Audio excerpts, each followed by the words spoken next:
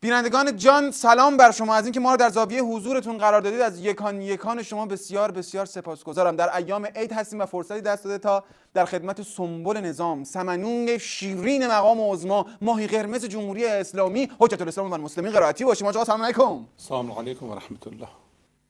آقا شما عید مبارکی با بینندگان گرام داشته باشید. بعد من خدمت میرسم، سوال میپرسم، شما جواب بفرمایید. این ایام را تسلیت عرض میکنم، در خدمت شما هستم. سنجد چی رو تسلیت عرض میکنم؟ من دارم بهت میگم عیده، تو میگی تسلیت عرض میکنم. مزاح میفرمایید. ولش کن، بریم سر سوالا. اگر سوالی بود که من جوابشو بلد بودم در خدمت شما هستم، اگرم بلد نبودم میگم این نداری. قارپوز بلد نباشی همچی با داگنک بزنم از این بره استادیوم پرت اون بره استادیو. بابا ناسلامتی میگن شما که از اساتید به نام حوزه هستید. نه، من یا گنجشکی یک تار عنکبوتی بیشتر نیستم. آقا خواهشاً راز بقا برنامه بعدیه، قات نزن. این برنامه احکام ولایته. اصلا ولش کن. اگه میشه درباره آخرین کتابتون برای بینندگان جان توضیح بفرمایید. یک کتابی من دارم به نام امر معروف و نهی از منکر. در اون کتاب 30 تا روش نوشتم که 30 روش داریم برای امر معروف و نهی از منکر برای گفتگو. 30 روش؟ حالا میشه به عنوان مثال یکی از اون روشایی که تو کتابتون اومده رو برای ما بگین؟ مثلا میگه اگر میخوای پیاز بخوری شب جمعه، اگر فردا میخوای بری نماز جمعه پیاز نخور. بابا پیاز چیه؟ مگه میخوای شکمتو نهی از منکر کنی؟ آخه وسط بحث احکام و ارزش‌های نظام پیازم بحثه که تو پیش میکشی. پیاز برای بدن خوبه،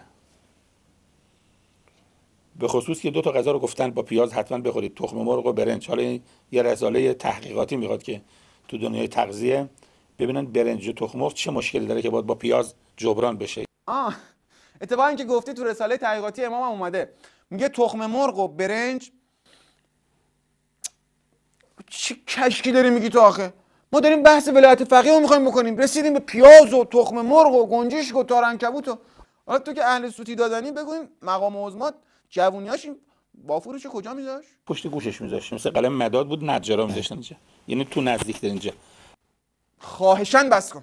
آقا من خواهش دارم، من تمنا میکنم از اون بس کن. جدی دارم میگم واقعا حالمون رو به هم زدی آقا جون من. قربون شکلت برم. خجالت نمیکشی اینقدر هیکل این وضعیتت؟